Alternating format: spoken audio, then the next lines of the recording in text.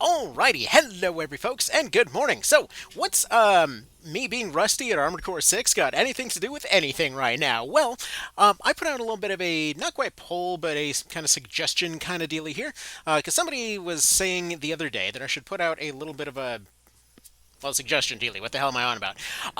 Essentially asking for various ideas and then doing those ideas. And I thought that sounds like a fun idea, and apparently people have a sense of humor, and basically it became a five-way tie between a bunch of different ideas. So, with that being said, we're going to go over them in no particular order. Now, the first one was saying Tactics Ogre Death Mecha. Now, this was a misunderstanding over Tactics Ogre Death Mechanics and or, intentionally misreading it, whatever else. So instead, I decided to make Tartaros in, in Armored Core 6 with a Zambisian on the right hand being represented by the laser shotgun that turns into a laser sword, the Longicolnus replaced with the laser lance on the left side, and then because he always has a thing for deception and throwing random grunts at people at various problems, we've got the container launcher as well as sidewinders over on the back to basically serve as a deception missile setup. For those that have never played AC6 before, we're literally just doing one multiplayer match. It's nothing too complicated, but this game is just as much mind games as it is fun builds, because oftentimes you can win just because the other person doesn't know what the hell you're doing. So, for example, this is a variation of a dumb build that I was playing around with a while ago. A really bad version of it because I couldn't remember what generator is going to be good for this, so I just went with a general purpose one. But yeah, basically the idea is that you've got a chargeable laser shotgun on the right hand that can turn into kind of like a laser thrusting sword of sorts when it's charged up. The laser lance on the left gives you a big old rocket punch, more or less, that does a long-range stab if you charge it up. And the idea is that you charge up with that laser lance, you get close, you catch somebody on that, and then you impale them with the sword from the other hand. It's a pretty good PvP combo. That being said, this thing's not very fast, so it's not very good at catching people with it. On account of the fact that it's also got a lot of heavy stuff on it. And how do the missiles play into this whole thing? Well, again, it's meant to be a bit of a deception type of situation. So the container missiles just basically fire off one missile, and when you fire it, it looks like it misses. It's not a very good weapon, so not many people use it, but the idea is that you fire off that in the middle of firing off the sidewinders. Hopefully they don't don't catch the missile flying behind them, and you sort of create a trap in which the sidewinders are flying towards them, they dodge those, potentially not dodging the 20 to 30 something missiles that are coming in behind them, and once they start dodging those, that's when you catch them on the spear and sword, and if they get the full combo in there, basically they're more or less dead. Like, if you get all of that in at the same time, that's just a KO on most things. If it's a tank, hopefully it's too slow and you can catch the combo multiple times. If they're small, God help you, this build's not going to catch them at all. What are you thinking? So we're going to see what this runs into. Like I said, I'm rusty as hell, so we're just going to go ahead and give this a bit of a shot. Let's see. So yeah, there's our jank, stupid looking thing. I kind of wish it would come in from the other end because I got his eye patch over the other eye, and we're not going to be able to see that. Oh well, we got the cool music though. Oh, it's this guy. Oh, it's Jammer guy again. Yeah, we're screwed. I already did a test round of this guy. It whooped my ass because this thing is hard countered real bad by jammers. So I guess we'll give it a shot. All right. So, anyways, let's see. Let's give this a shot. So he goes that way. Go for probably hard lock here because this guy's gonna be running jammers anyway. Gonna have a hard enough time hitting him. Probably just go for shotgun because I already know the full combo's got almost no chance in hell of hitting him. We've basically just got the time in between his cooldowns. I managed to get him a couple of times with the sword last time, but it's really unlikely. Main reason I'm hanging out towards the edge of the map here is if he gets stuck on it, hopefully. Yeah, there's his jammer pods going. And then he's got his missile set up. He's got his laser dagger. That thing, if it gets you, it's just basically an unskippable cutscene of death. I believe those are also jammed by the jammer pod, so I probably shouldn't be firing them. They're kind of a localized area there, but it still works for the most part. Let's see. Was getting close with that. There we go, got him. Because he goes immediately for the laser dagger afterwards. And didn't quite get him on the cooldown, but the missiles are all coming in, so that's something. A few of them got past his defenses, so that's nice. Like, he's not very offensively potent outside of that laser dagger, but Still. Just do the quick stab, see if it baits him.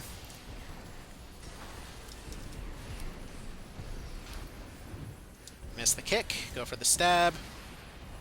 I don't know what just happened there exactly, but he's definitely... Oh!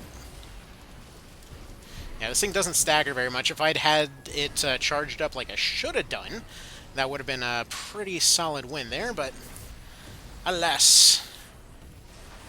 Oh, that actually got him, though. Oh, time up. Did I? Oh, that was just... That's a shame. That's why he's got the timer set to so low, isn't it? Actually, no, these are standard rank timers. Never mind.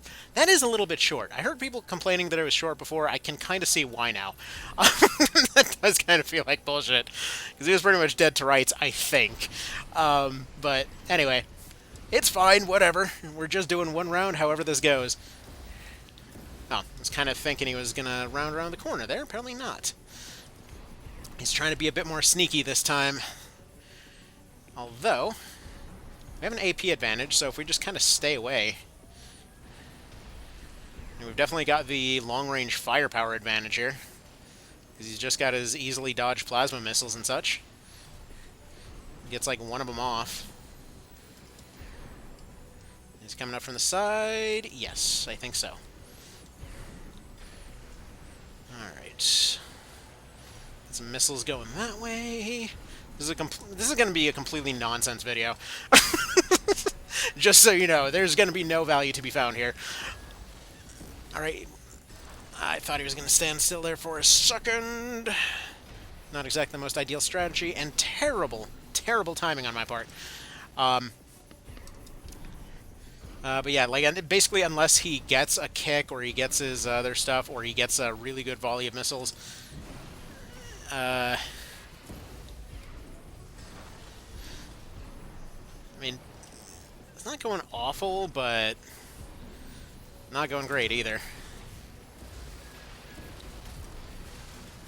Like, every time I finally manage to get that combo off, he ends up getting me, and I'm not entirely sure even how in that case.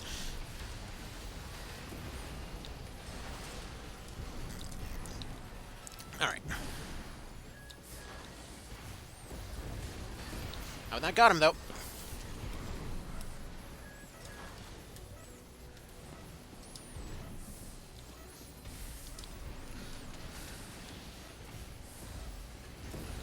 Well, that's a bummer. Anyway, that's the general idea, though. I mean, it's a build that can work if somebody has not taken a break for several months, but either way, we're going to get demoted into further down D rank. Alright, fantastic. Let's move on to the next one. Or wait, what was it? Goblin Slayer Spotlight / News. Now, I'm pretty sure they meant that one with all the stuff that you can't really, talk about in the light of day and whatever else. I don't really do anime stuff, though, so instead we're going to go ahead and observe people killing goblins here on an abandoned Iron Man run that I was doing a while ago. So I never actually did put out the video for this, but the general idea of this particular stupid idea for a run was going to be essentially a iron-only Ultimate Iron Man. That's why it's a coffee potato over here. But the general idea was that that this is a guy that could only ever use anything that could be justifiably called iron. Now, was this a good idea? No, not really.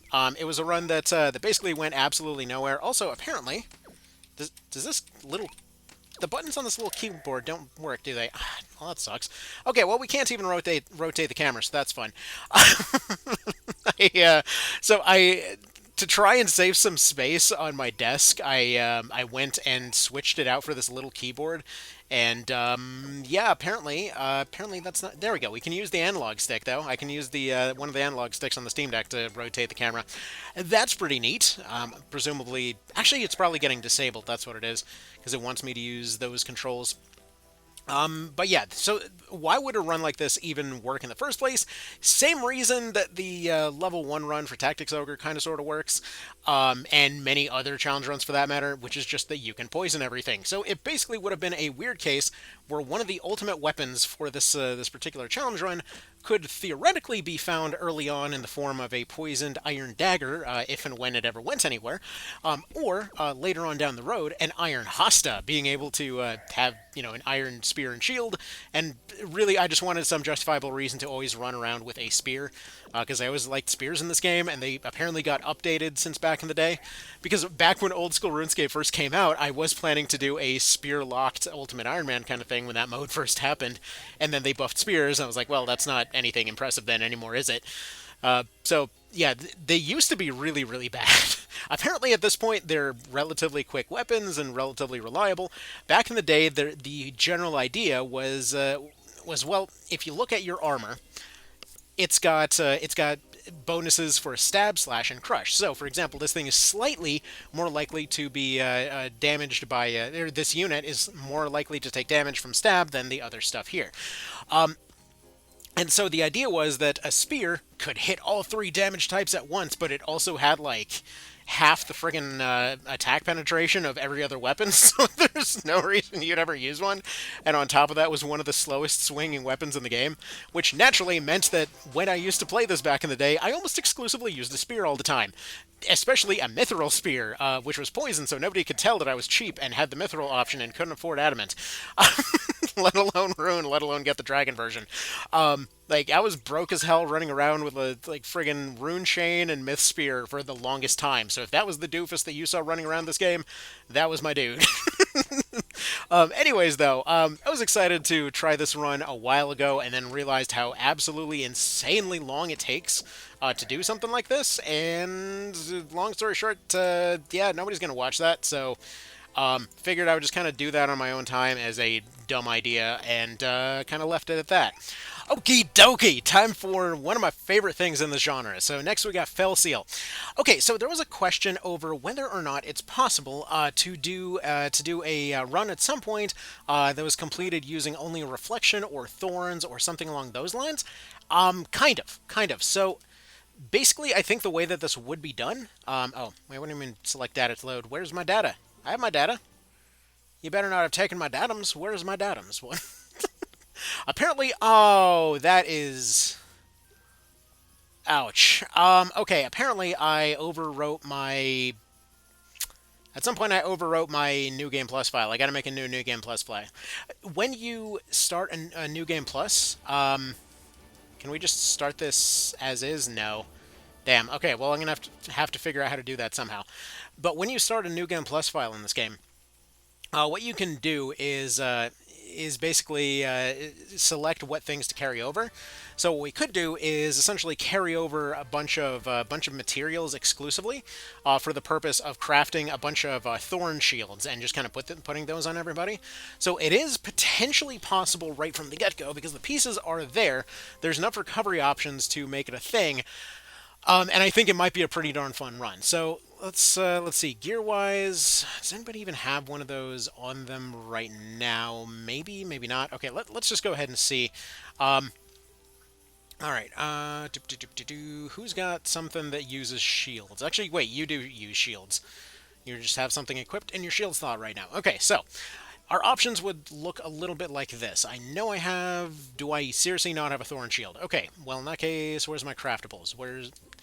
Let's go to crafting. I knew that was the right button. Okay. So what do we need for those thorn shields here? Doop-de-doop-de-doop-de-doo. They are down here somewhere and or are at the store. Yeah, spiked shields. There we go. So to make this, we would just need Aegis and Shellac. Apparently we only have one Aegis on this particular one. But yeah, basically all that it would come down to is just making a New Game Plus file with a bunch of Aegis and Shellac, and then this run can be started right from the get-go. Otherwise, there are options fairly early on for making it a realistic possibility if I can get to some of those classes. So let's see, do we have any... Let's see, who is what here? We're going to start off looking at a Mercenary. So let's see. Does Mercenary get anything? I can probably just go down the list, to be fair. Okay, so, who has the whole counterattack thing? I want to say that that's the Rogue or something along those lines. Alright, so let's see, what do we have here? So Mercenary is going to be all this stuff. Peddler, Ranger. No, it wasn't Ranger. Who the hell was it that had the counter? Was it Scoundrel? I think it might have been Scoundrel. Steal buff, steal items, exploit weakness, sneak attack. No, it wasn't you. One of y'all, one of the early classes did end up getting counter thorns, because I know you can get them from. Actually, come to think of it, even if we unlock only the gadgeteer, if we give everybody gadgeteer right from the get-go, that probably would be enough to get the job done. So assassin, duelist, fellblade, gadgeteer, gambler, because yeah, gadgeteer's got all of their gadgets, and one of them is the thorn shield. So we can put that on there. Knight. Oh yeah, knights learn thorns. So to get knight, what the hell do we need? Always got to refresh myself on this stuff every time. So knights are somewhere in this pile of many, many dudes. Okay, so for knights we need mercenary 3, which is, I mean, that's pretty easy to get right from the get-go. Realistically, could we just... honestly... Yeah, actually that's doable right from the get-go, because, okay, it's like if we take a look at their abilities, Thorns is going to be really easy to learn, right? Which means that the only fight that we'd actually have to do much of anything for is going to be the first 2 tutorial fights. Then after that, we just have Thorns that would just be available from some form or another the entire game. So the only damage that would be possible would be from Thorns. Now, why exactly is Thorns a thing? Well, it automatically just does some damage reflection. It's an any range damage reflection thing. Just basically snaps off some thorns and shoots them at the thing that attacked you. The thing is, it's a small percentage of the damage that you took, so it's not a very good reaction ability. And there's not many ways to scale it up. But I actually would like to revisit that idea. That actually does sound like a lot of fun. Let's see. What was the next one on the list then? Not to mention, also, that would probably give a reason to bring back this character. The humanoid version of the Stealth C from FTL. Except we just make everyone the Stealth C. Or that same barely anybody voted on it, but still technically somebody voted on it spot. So first one is actually one that's going to be a bit of a longer topic that I'm actually going to go and make its own separate video, and that was essentially rating the different paths of the Ogre Battle series, kind of broadly anyway, depending on the unique units entirely. So that one, there's actually somebody else that I'd like to have on for that one, if at all possible. And yeah, then we'll kind of go from there.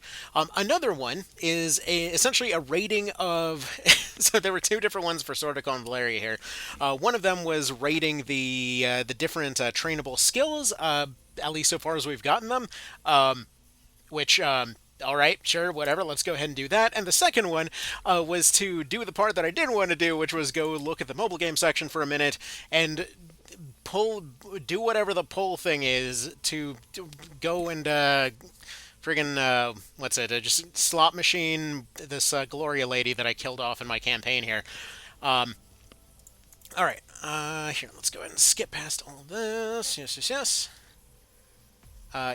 Yes. Go ahead and confirm quit this one. I have to say this fight has been really cool, by the way. The one where there's one fight that it's at right now in which for political reasons somebody's gone and gotten a entire group just kind of riled up, as it were. And the idea is that you're supposed to take out the people to rile them up without taking out the people attacking you. Just generally a cool thing. Okay, so let's go ahead and talk about trained skills for a moment. So first, I'm going to go over the ones that are currently available in the training menu so far as I've gotten them. This is by no means a complete list or even remotely close to one, but based entirely off of just what's already here, because this idea is dumb already, just roll with it.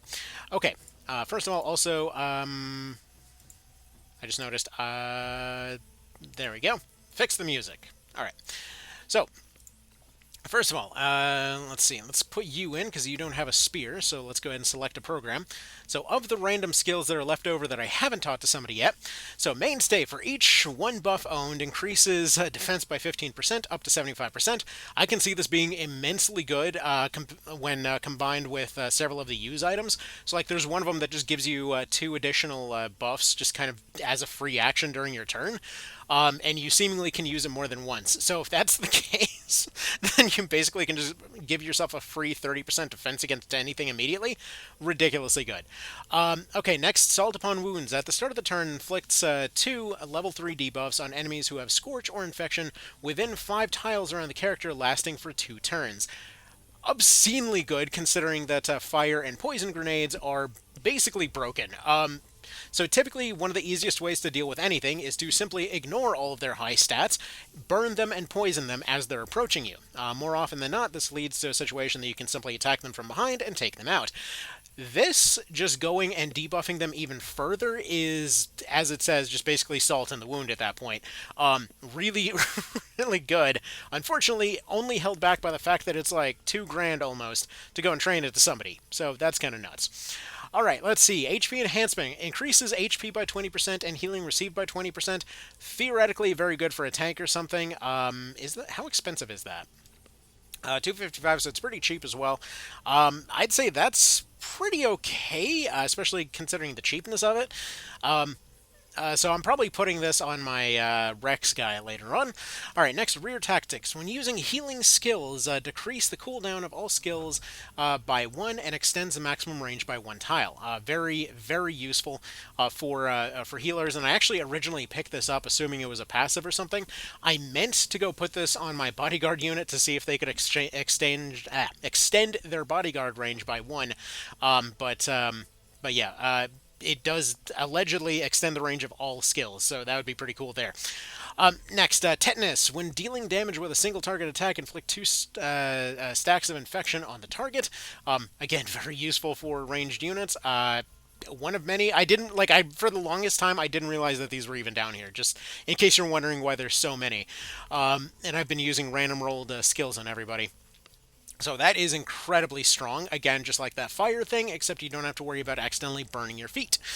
Charging attack for each tile traversed by move or charge before attacking. Increase damage by 8%. The effect can stack. Throw this on an assassin of any variety, and you are absolutely swimming in it. Next, move enhancement. At the end of the turn, grants move 2 to 2 random allies within a 3-mile radius, lasting for 1 turn. Oddly specific, but incredibly good for general purpose movement. Like for any area objective type of things, this this is a godsend. Or any kicking units. So yeah, for this one, this is another one of many that I wish that I'd realized I could put on somebody sooner.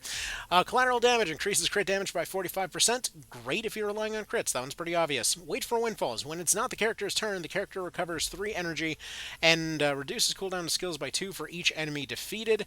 Yeah, that's...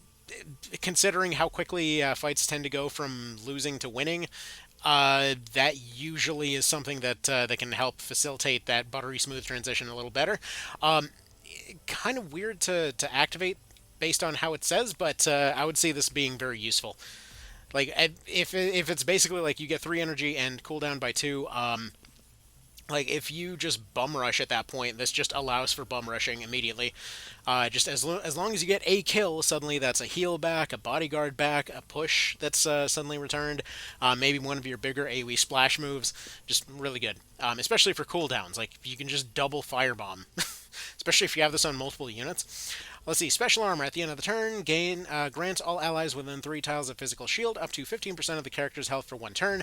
This one is very obviously amazing, especially for a tank, and especially if you're going and combining this with something like HP enhancement. So that all is going on Rex later as soon as I possibly can. Now let's talk about the ones that I actually have done so far and how they've performed so far in a non-theoretical sense. Okay. So, first of all, let's just go about them in any particular order here. So, this one, so arm bracers. When attacked from the side, increases defense by 30%. If by any chance you actually remembered that this was here, good for you. I constantly forget it's there. It's a great ability to have. I just wish that I remembered that it was ever there. Alright, next is Despair. When dying, increase attack by 25%. Incredibly good considering how often your units are just going to end up in a dying state here. This basically allows them to overcome the dying debuff, where you essentially have a penalty to your offense and debuffs. So potentially a great turnaround move if you're just kind of going for one of those quick fights. Okay, next up, let's go ahead and say, well, actually, the knockback is pretty standard, but let's go ahead and go for the high alert. So, high alert on a polearm is effectively 2 tiles of range in front of you, deals 150% once an enemy enters the area. This should be a given. Like, if you know where somebody's going to move, this should take the place of your basic attack every time. It's basically a free 50% damage bonus. It is only a single attack when it happens, but like if you call that shot, this like if you put 2 polearm guys in front of a boss, many times they can just one-shot that boss immediately upon coming in. Let's see. Angry Shout before being attacked dispels 1 buff on the attacker and inflicts attack down for 2 turns. Great for dealing with stuff like the King's Army people who constantly throw out debuffs. Or sorry, who constantly throw out different status effects and whatnot. I mean, it's nice as a passive. It's nice that it's there, I suppose. Would I ever replace High Alert with this? God, no. Okay, Weakening Attack. So after attacking, gains a 50% chance to inflict attack down on the target, lasting 2 turns. I would say actually probably Weakening Shout would probably be just the better version of that, actually. Because if you're attacking somebody to get their attack down, that's good for dealing with a boss, but you should be trying to overwhelm them anyway. Preparing for the counterattack is kind of lame, but who knows? Maybe it works for you. Okay, let's see. For all Papal States allies in battle, increase attack by 10% and defense by 20%. This doesn't sound like much, but if you're on this particular route, and I would assume this probably applies to other routes as well, if you're just stacking for that particular unit type, those defenses are just really good. It's one of the reasons why, for example, I think it was you that had this. No, it wasn't. So, okay. So just having defenses up on your healer here, in just kind of in place of in just kind of in place of practically anything else, potentially very good if you're going down that particular route. Maybe a little bit situational, but 20% is nothing to scoff at. However, next is probably what I would say I've personally found to be probably the most busted ability in the game, which was Summon Bodyguard. So summons a bodyguard. Only 1 bodyguard is permitted in battle at any given time. Can be used up to 2 times per battle. So what this translates to is you just get a free extra dude. They are effectively a trained up soldier type. Think you're a Sparta Kick lady from the very start of the game. So you just get a generic version of her, more or less, who not only gets an immediate turn due to having pretty high speed, they basically immediately get 2 turns. So if you have her at the end of the turn, they do the summon, the turn ends, they immediately get another turn to go and attack, meaning that this guy can just run up and Sparta kick somebody straight off a cliff, meaning that whoever ends up getting this particular skill could potentially just throw somebody right off an edge from a very long range. So very, very useful stuff there. Let's see, decreases AoE damage taken by allies within 3 tiles around the character. Pretty situationally useful on some maps. See, at the end of the turn, heals an ally with the lowest HP percentage by 20% of magic attack. Why do I not have this on there? I think I meant to put that on there at some point and then just keep forgetting how the skills work in this game. Okay, let's see. Next up, we've got Global Guard and we've got Shield. So Shield is basically going to be Guardian Force from Tactics Ogre. So at the start of the battle, gains a... Or no, not... I'm mixing him up. I'm mixing up Global Guard and Defensive Stance. So, yeah, Global Guard is the one that's effectively... why do I keep forgetting it over and over and over? I literally just said it. But Guardian Force there. So it takes physical attacks for all other allies within a 2-tile radius of the character. When activated, the character gains counterattack and block enhancement. Now, the thing is, this is obviously very, very good for covering enemy units, but one little side feature that I don't see mentioned on here is that it actually causes him to move. See, unlike in TO, he doesn't simply cover everybody and that's the end of that. He actually swaps places for them. He basically does a chess rook move. He's going and castling. So he swaps places with that particular unit, meaning that he can be moved around. So potentially there's some movement cheese here with this skill. So very, very useful stuff, plus that counterattack and block block enhancement, it makes him really tanky. Defensive stance is something I believe they get all the time anyway, but it's kind of a crappier version of this. Gains a physical shield equal to 25% of health and block enhancement, so they'll block better, but they don't counter. The counter is way more useful. Okay. Next, I would say probably one of the next super busted skills here is going to be the Burning Grenade. So that's going to do 10% health to all enemies within 2 tiles and changes those tiles to burning, which does a further 10%. What it doesn't mention here is that it also does another roughly 20% per round. Essentially 2 different ticks of 10%. So this is potentially roasting stuff that's coming through with absolutely no mercy. And you can just put these everywhere. Anytime there's a choke point, you just throw a Burning Grenade in there. The range is fairly short-ish, so you gotta kind of find an awkward angle for it. But oftentimes you can find places where you've got, let's say, lower elevation, they've got higher elevation. You can just set everything above them on fire without necessarily worrying about hitting yourself. So this, combined with something like an alert shot, is really strong. So you literally just set something on fire, set them to Overwatch in front of the fire. You have 2 different archers doing this, and in many cases they can deal with like 3-4 guys at once, just entirely based off percentages. So in this case, what it does is that they do their normal damage, but they will fire up to twice, essentially allowing them to take 2 attacks. It's a fairly large area, and the AI is fairly predictable in this game, so in many cases, you can just completely sweep with this. Let's see, Archer's Instincts for each tile between the character and the target, distance adjacent tiles, physical attack goes up by 8%, up to 24%, and again, just stack this as a passive on top of something like Alert Shot here, and this guy's just laughing all day. Like, same thing with this other guy that was supposed to be his kind of clone over here. So in his case, when healthy, his attack goes up by 10% because I didn't have the other one. But in this case, we have Shrapnel, which does 10%, but also gives 3 stacks of infection, which also do 10%. So basically, this is just double stacking that whole thing, right? Actually, I forgot to give him his bow, so let's go ahead and give him his bow. 8%, sure, do it. Why not? So yeah, good stuff there. Okay, next, back to that whole high alert thing. Anybody with a spear, just high alert, just call your shots and you'll have a good time. Pursuit, so a passive performs after basic attack, dealing an additional 20% and knocking the target back. This one she actually already came with, so I'm assuming it's a random skill that you can teach somebody. I'm not actually sure. But effectively, this is just a free double attack on every attack that you do, which is hilariously good. Also, their pants are made out of a couch cushion, and that is hilarious. Okay. Let's see what else we got here. Even more... No, wait, you weren't the one with the grenades. Weapon Rotor. Single target attack, deals piercing damage, 33% of their health, and then inflicts attack down. Honestly, it's the 33% that matters more. This is a really, really good anti-boss move. If you have anybody that's potentially sweeping your parties, then, yeah, you just basically get rid of their offense. It's kind of like a more offensive version of just any weaken debuff in Tactics Ogre, so very useful there. I mean, it's literally the same thing, but I just mean in terms of shutting down a boss so that they can't shut down you. Okay, not exactly a trained skill, but the hook shot on your assassin units just... I mean, the usefulness of this is pretty obvious.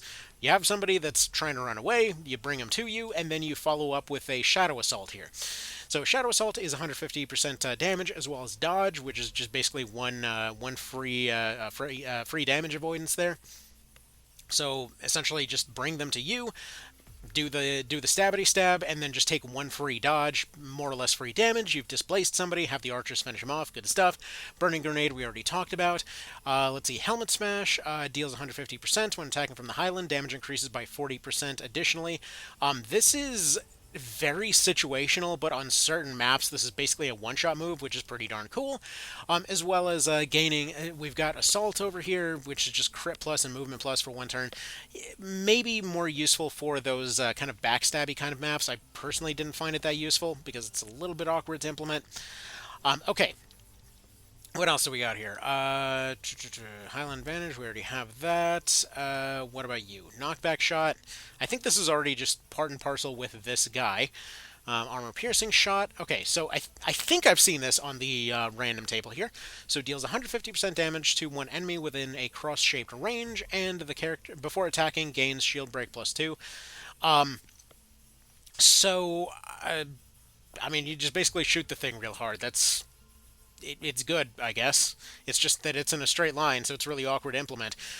Storm sniping, though, deals 130% damage to one enemy within a cross-shaped range around the character. For each tile between the character and the target, they deal 10% more damage. And as interesting as these different versions of these kind of direct shot, crossbow type shot things are, somehow I still constantly find myself loving the rail bows in One Vision, but somehow constantly hate using this guy.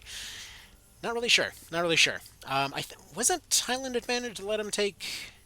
See, when hit by an active attack, damage is decreased by 8%. Where is his thingy that? What's this? Let's see. Ignores 40% of target's defense. That should be using that, to be honest. Defensive guard, when attacked, increases defense by. Why am I even bothering with this other crap then? Because I mean, knockback, I guess, is interesting. Getting rid of armor piercing, that's pretty good, but just being able to armor pierce passively seems a bit more useful. Let's see, storm sniping. That's neat. I could have sworn he had follow-up attacks. Apparently he doesn't have follow-up attacks. What's that about? Is it in this category? No? Huh. Well, I don't know what to make of that. Anyway, moving on. Who else do we have here? Do you have anything cool? You have that bracers thing again. Battle fever after initiating an active attack. Character takes 15% less damage, dealing an additional crit damage for damage taken by 25%. Okay, this is way too much. Okay. After initiating an active attack, character takes 15% less. Okay, and then dealing a crit damage additionally decreases. Okay, okay. It's just stacking defense. Yeah, I don't know. That's kind of weird, but all right, whatever. It's free, I guess. That feels like one of those ones that's a little situational to play around, at least at this stage. So yeah, does anybody else have anything interesting here? I kind of thought there were. Let's see, attack command extra, increase the attack of other allies by 12%. Okay, very useful as a kind of archer commander, I would say. Shield break jab deals 90% to all enemies in 4 tiles in the area and deflect. How do I not have this on you already? See, before receiving a physical melee attack, turns to face the attacker and adds 20% of the character's physical attack to physical defense. Oh yeah, right. This guy is really good at dealing with bosses. That's what it is. Knockback bash is pretty good.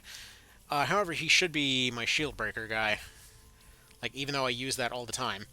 I think this is the one I was thinking of. Preempt? Yeah, so Preempt is a pretty cool one. So, strike back whenever taking an active attack from front or side. Deal 70% of the damage to the attacker. The effect can be activated up to 1 time per round. Now, this is kind of interesting in terms of combining with some of these other skills, because with a combination of preempt and parry, theoretically there's situations where you should be able to outfight the guy that's attacking you in the first place. So that feels pretty cool. Alright. What about you? What's your deal? Survival Desire. When dying, increase movement by 2 tiles. Very good ability. Very, very good ability. Especially for an archer, because it just lets them land those shots that they need to land. Vantage Point increases 10% when attacking from the Highland. Situational, but good. Fortification. Support instant skill. Summons a box at the target tile. Right, I forgot that this is a thing. Get, Survival Desire is cool, but I want Barricade. Put Barricade in. Summon box. I love that just for the memes alone. So that's pretty cool. But Cloud Piercing Arrow, this is I forget if she came with this or if this was something that had to be trained. But I'm pretty sure I've seen this on the training list. But just the ability to hit that 1 extra tile of range has mattered more than I would have thought. In a lot of situations, especially with that 10% advantage on the right there. So could be very useful. Archer's Instincts for each tile between the character increase. Okay. But I want my box. But then 10% from Highland, but then also up to 24% for range. You know what? Forget the Highland advantage. You are now the lowland advantage. You are the box haver. Okay, so that's kind of all I've gotten, give or take, on these guys so far that comes to mind. Was this useful for anybody? Probably not. I don't know why we're doing this. Okay, let's move on to the next one here. So next, let's see. Next, we got to do this friggin' pull the people thing. So, all right, for pulling the peoples, let's. How the hell do we even do this? This is this. How's this? God, it's gross. How do we? Unless okay, unless it makes you use the shiny rocks, in which case, uh, yes, I clicked on the thing. What do we do for that? Is this the thing that we're supposed to do? We need some kind of glowy lantern thingies for this. So how do we do? How do we get those? Uh, what are those from? Consume those? No. You know what? That's my currency for keys. You know what? Ain't gonna happen. No. Bye. We're not doing that. Save that crap for later. Um, nah. I think we're just gonna pass on that one. Complete cop out. Okay, so let's see. Has anybody suggested any other dumb ideas to throw onto this pile by any chance? Because it isn't enough of a mess. I don't know what I just clicked on. Just click on this, apparently. Yeah, weird thing about this, if you're playing it on PC, is that you can kind of accidentally click over it.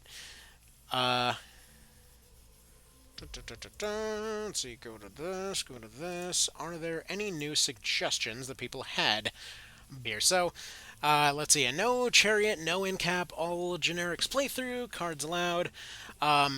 I would assume of Tactics Ogre Reborn in this case. Would you like to see how it's approached normally? Just add a tiny bit of difficulty. You know, I've gotten a decent number of requests to literally just play normally. I really should do that at some point. It's like one of those things that's quietly sitting in the back, and then I keep thinking, but what if I just completely just ruin the game and do it in some really dumb way? Okay, and apparently that's it. But yeah, the comparison for route exclusive units in the Ogre series, that will be its own thing. And if I can get Vale here for that, I feel like that'd be a lot more fun. And in a few weeks, hopefully stuff will be a bit more quiet because the kids will be going to school and I don't have to do these at some ridiculously early hour in the morning. Anyway, so that's going to be about that then. So thank you all for stopping by. I will see you in the next one and later. Bye.